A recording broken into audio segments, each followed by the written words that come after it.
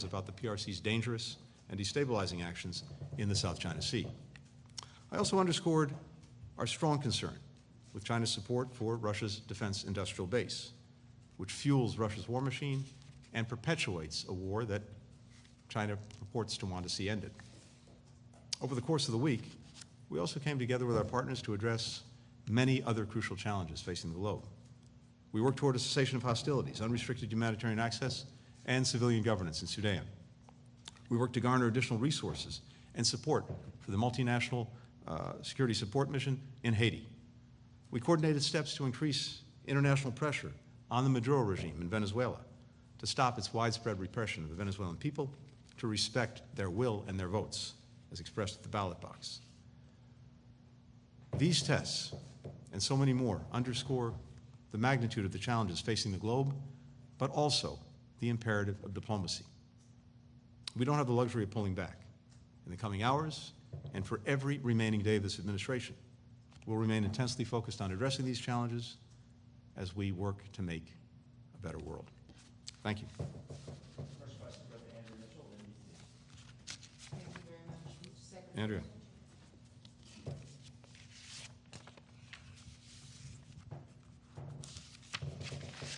Mr. Secretary, a senior Israeli official just briefed the press on today's operation and why they are still going into Lebanon.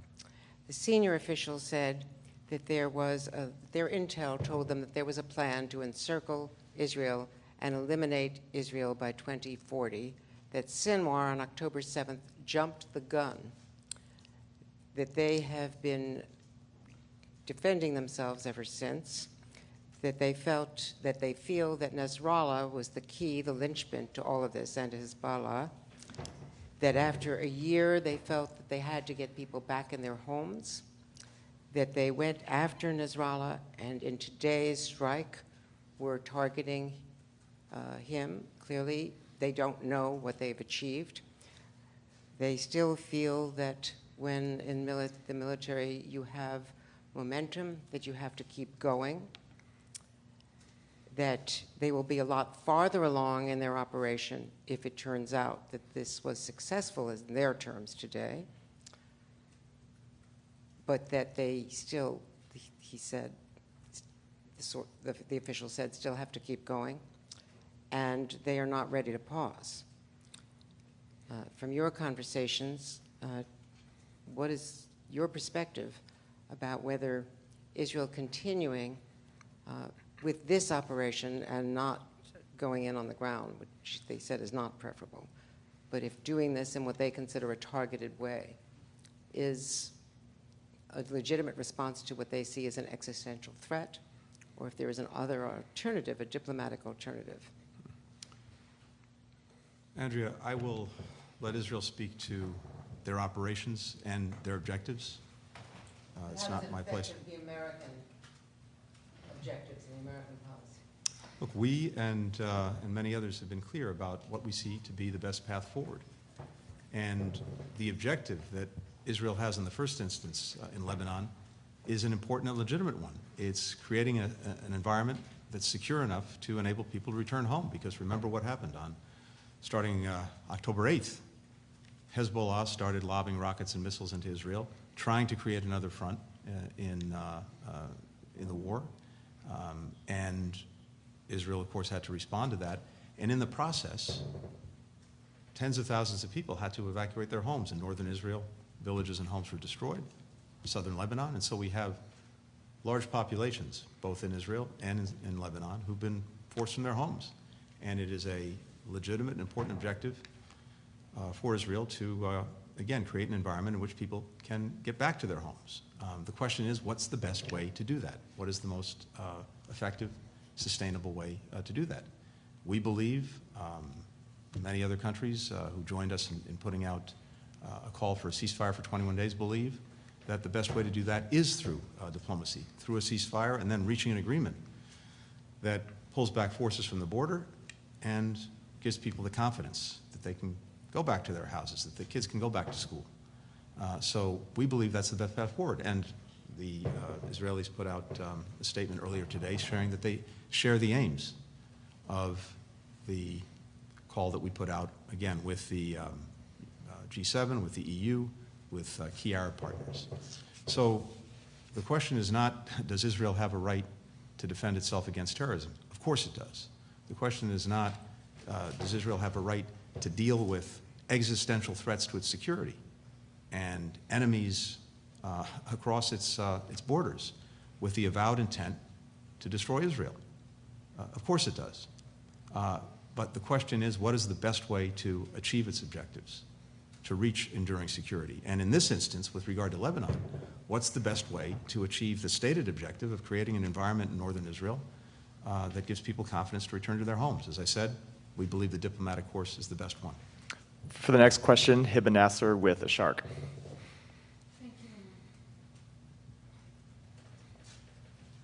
Thank you, Mr. Secretary. I want to ask the question again. Since October 7, you've been saying that Israel has the right to defend itself. And you've been stating all the time that they have the right to defend themselves against Hezbollah and Iranian proxies in the Middle East. So my question, now you repeated how it does that matter. Can you clarify whether this Israeli approach to targeting Hezbollah's leadership falls under self-defense, and what's the U.S. administration clear position on the policy of targeted assassination? And if I may, please, one second question. You've emphasized for calm along the northern borders, and you have been working towards this goal for the past 11 months. Now, as we edge closer to a broader conflict, could you specify what do you mean by calm? Are you referring to a return to the pre-October 7 status quo, implying a cessation of hostilities, or the full implementation of Resolution 1701? Because it does matter for the Lebanese and for the Israeli to understand what are you proposing. And just one final question. We are 2 weeks away from October 7, Mr. Secretary. What could you have done differently that might have changed the current situation? Thank you. I appreciate that you managed to get in several questions. So first, on the events of the last hours, we are still gathering information, making sure that we fully understand what happened, what the intent was, and until we have that information, I can't address in detail our response to it. So we'll continue to work on that in the hours ahead. With regard to a broader conflict, we've said very clearly, you're right, ever since October 7th, that one of our objectives, besides making sure that Israel does what it needs to do to make sure that October 7th never happens again, besides doing everything we can to try to make sure that people who are caught in this horrible crossfire of Hamas's making and who are suffering so terribly, women, men, children in Gaza, that they get the protection that they need and the assistance they need. Besides that, our objective has been to try to prevent the war from spreading as well as escalating. And on multiple occasions since October 7th, we seem to be on the verge of just that happening, including in the days immediately following October 7th, and then again on several other occasions, most notably in April, and even more recently than that. And each and every time, the combination of American deterrence and American diplomacy managed to prevent a wider war. We're intensely focused on doing exactly that now, along with many other countries, because in our judgment, the judgment of so many others, it's in no one's interest to have a wider conflict. And so we're working in every possible way to prevent that from happening. Now, in terms of where we think this should go, no, going back simply to October 6th in terms of the border between Lebanon and Israel is not sufficient, because it's not simply a matter of having a ceasefire, that is, Hezbollah firing into Israel, Israel responding in a tit-for-tat. What's necessary is to create the conditions, including moving forces back, such that people in both northern Israel and southern Lebanon have the confidence to return home. It would be important, finally, to make 1701 real, not simply a piece of paper that's never been effectively implemented. And I remind as well that as part of Israel leaving Lebanon in 2000, after it had been bogged down there for 15 years, as part of that, and through 1701, the understanding was that any of the armed militia would put down their weapons. The state should have a monopoly on the use of force. Hezbollah never did that. And it's presented an ongoing threat to Israel ever since, again, with the avowed goal of eradicating it. So in this instance, the most important thing to do, again, if the objective is to just get people home, get kids back to school in Israel and in Lebanon, most important thing to do through diplomacy is to try first to stop firing in both directions, and then to use the time that we would have in such a ceasefire to see if we can reach a broader diplomatic agreement on this. I think it would have to proceed in phases, but we have to have conditions on the ground such that people know with confidence that they can be safe in their own homes. And finally, as we come to October 7th and the anniversary of that horror, our focus is not thinking about the past. Our focus is intensely on the here and now and the efforts that we continue to make to get a ceasefire that brings the hostages home, that results in a surge of humanitarian assistance to the people in Gaza who desperately need it, and that opens the prospects for enduring peace and stability. That's where our focus is. That's where it's going to remain. Olivia Gazas with CBS. Thank you very much, Mr. Secretary. I also have a multi-parter, so with Hurry up. your indulgence. Mediators were in the thick of negotiations in July when Ismail Haniyeh was assassinated in Tehran. Now there's the unconfirmed possibility that Hassan Nasrallah has been targeted, possibly killed.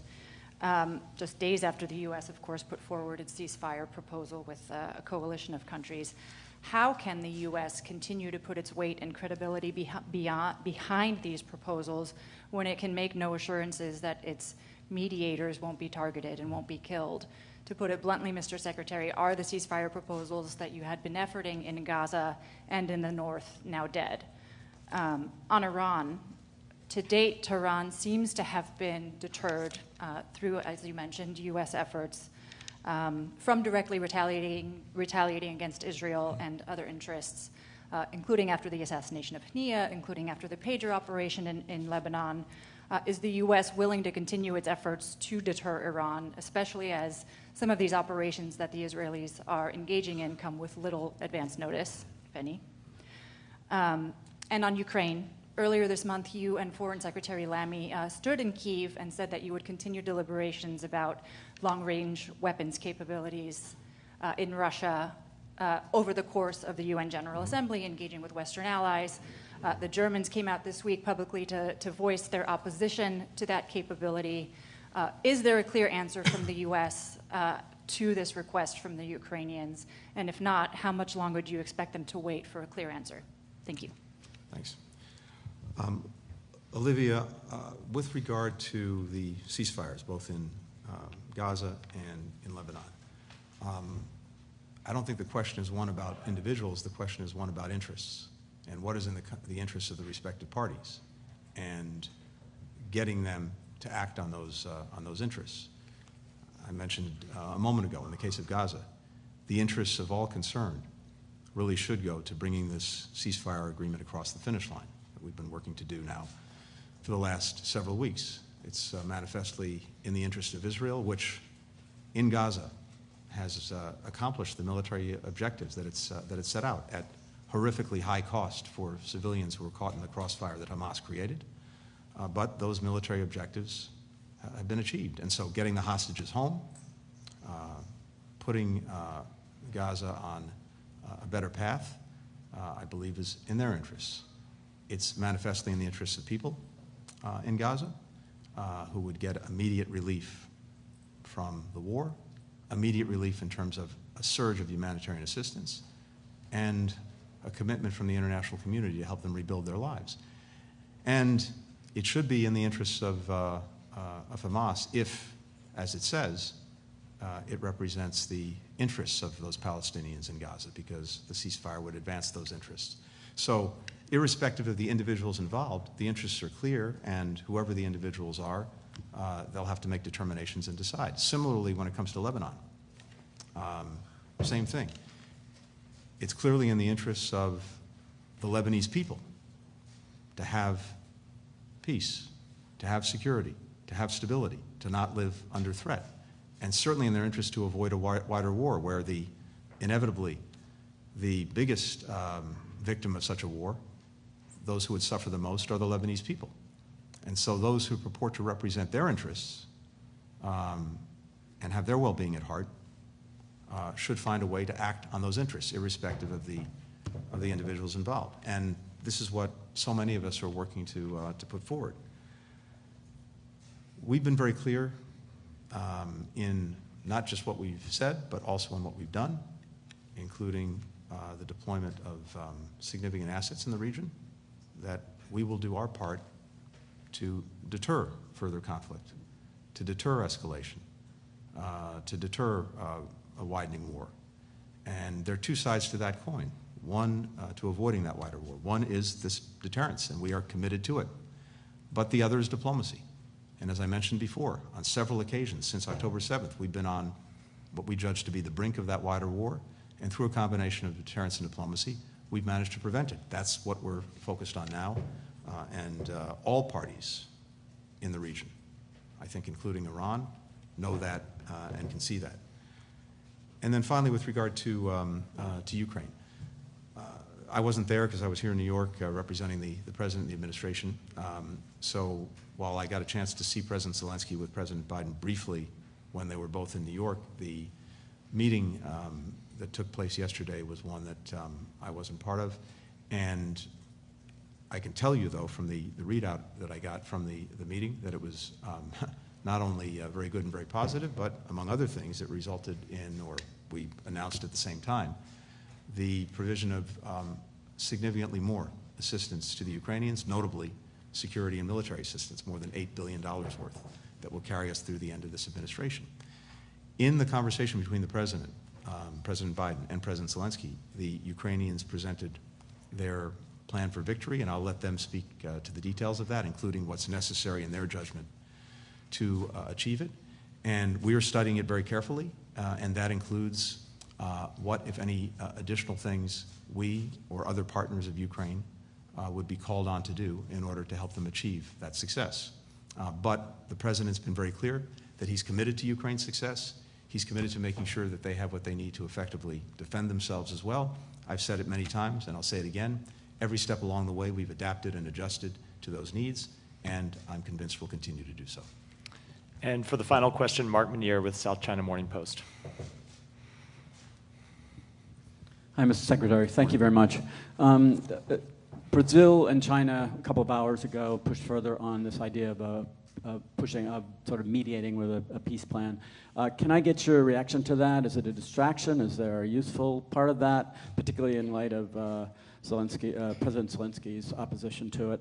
Related to that, Ambassador Nick Burns yesterday, I believe, basically signaled that there could be more sanctions on China related to their dual-use assistance to Russia.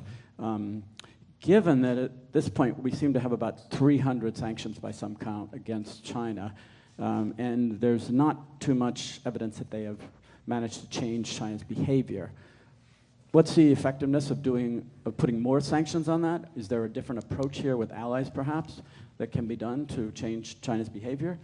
And finally, any thoughts on Xi Jinping and President Biden meeting, call, something perhaps on the sidelines of APEC? Thanks a lot. Thank you. So on the peace proposals, peace plans, from our perspective,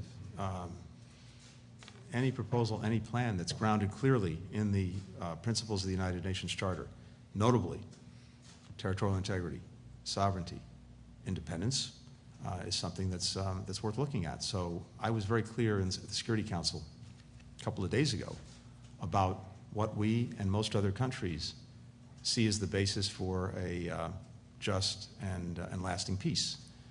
A peace in which the aggressor gets everything that it's sought and the victim does not have its rights upheld is not a recipe for a lasting peace, and certainly not a just one. But a peace that's grounded in the Charter, that upholds its principles, that is. And so any proposal that's out there, we would judge and evaluate on that basis. On the question of sanctions, look, we've been very clear, and we've taken action accordingly already on our concerns about the provision of assistance by Chinese companies to Russia, and notably to help it build up its defense industrial base. Roughly 70% of the machine tools that Russia's importing coming from China, Hong Kong, 90% of the microelectronics from China, Hong Kong. And this is materially helping the Russians produce the missiles, the rockets, the armored vehicles, the munitions that they need to perpetuate the war, to continue their aggression.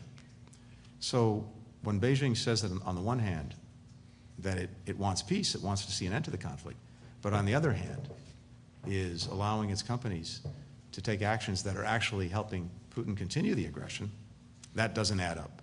We've taken a number of steps already. I think what you're hearing again this week is not just from us, but from many other countries, a deep concern about this. And you heard that as well at the Security Council.